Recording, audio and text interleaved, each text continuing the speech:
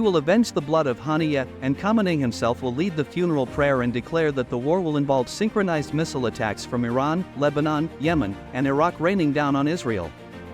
This is the directive issued by the supreme leader of the Iranian Revolution, Ayatollah Ali Khamenei, to launch a direct attack on Israel using planes or missiles in response to the killing of Hamas leader Ismail Haniyeh in Tehran.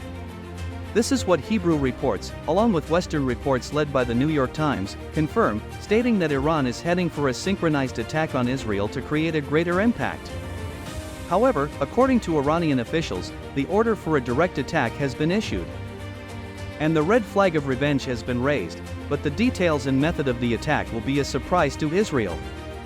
This is what the New York Times confirmed by revealing that Khamenei approved in an emergency meeting of the Iranian Supreme National Security Council, which is coordinating with the Revolutionary Guards generals, to launch a coordinated attack with missiles and drones on Haifa and Tel Aviv, involving factions from Syria, Yemen, and Iraq for a greater impact, before adding, according to Hebrew reports, that Lebanon will join the missile and drone launch platform.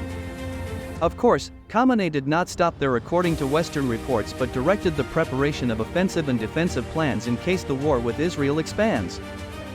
Although the supreme leader was strict in avoiding civilian targets to not give Israel a reason to retaliate strongly and destroy Iran, leading to the comprehensive war that everyone still wants to avoid. With the rising wave of threats for revenge from Israel in a region already battered by war in Gaza and escalating conflict in Lebanon, despite Khamenei's pledge and orders to actually avenge Haniyeh's blood as it is Iran's duty since he was killed on its soil, it is now necessary to move to Israel to see the war preparation. The Hebrew Channel 2 said that Tel Aviv sent messages through diplomatic channels to Lebanon and Iran confirming that it is ready to go to full-scale war if the other side responds in a way that causes severe damage to Israel. In light of the Iranian response preparations, it seems that instructions have been issued to Israeli embassies abroad to raise the level of alertness to face different threats, asking Israeli ambassadors and diplomatic representatives to reduce their public appearances and avoid crowded places. Inside Israel, the General Security Service, Shin Bet, issued extraordinary security instructions to Prime Minister Benjamin Netanyahu and his ministers, including that any participation in a public event requires a protected and nearby area. And every tour undertaken by Netanyahu and the ministers requires personal approval from Shin Bet head Ronen Bar. Militarily, Tel Aviv is preparing for a variety of scenarios, including simultaneous missile and mortar launches, drone attacks from multiple fronts, and even surprise ground attacks attempting to breach the northern border. Therefore, Israeli army units have been withdrawn and placed on the borders with Lebanon and Syria, with extensive air defense activated alongside the Regional Air Defense Alliance and the American Defense Umbrella, similar to what happened on the night of the Iranian missiles in April. Here, it is worth recalling what everyone still remembers, the day Iran avenged the killing of senior generals in a building near the Iranian consulate in Damascus following an Israeli airstrike.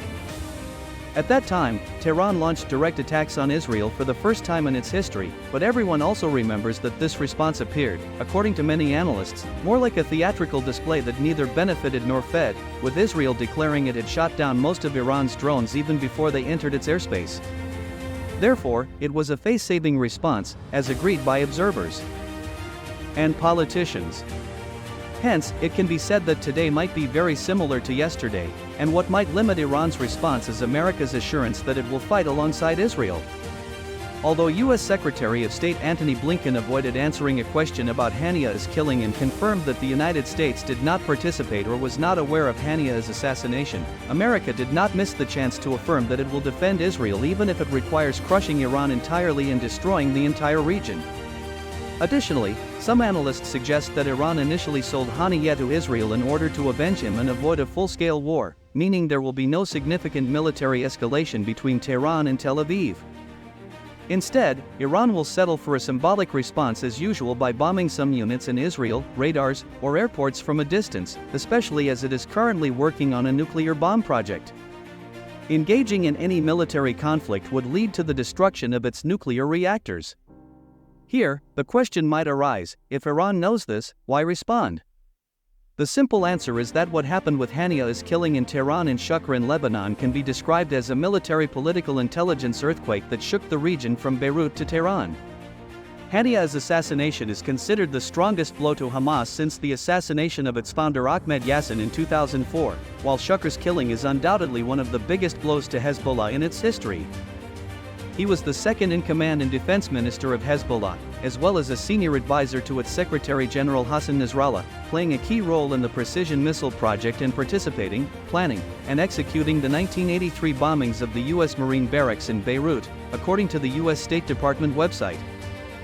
Since military figures like Shukr are obscure and their residences and movements are unknown to maintain their security and safety, it is natural that only a few Hezbollah leaders, no more than a handful within the tight circle of top leadership, know about their whereabouts.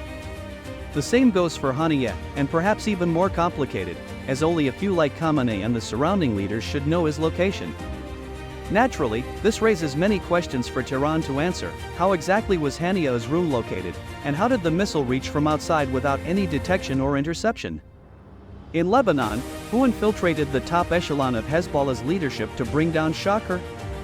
Because Iran might want to or is unable to answer these questions, which have only two possible answers: either Mossad breached the ceiling in Iran, or Tehran sold its men in deals to avoid a full-scale war. In either case, a response is necessary to quell these questions and instead stir emotions of satisfaction with directing missiles towards Israel.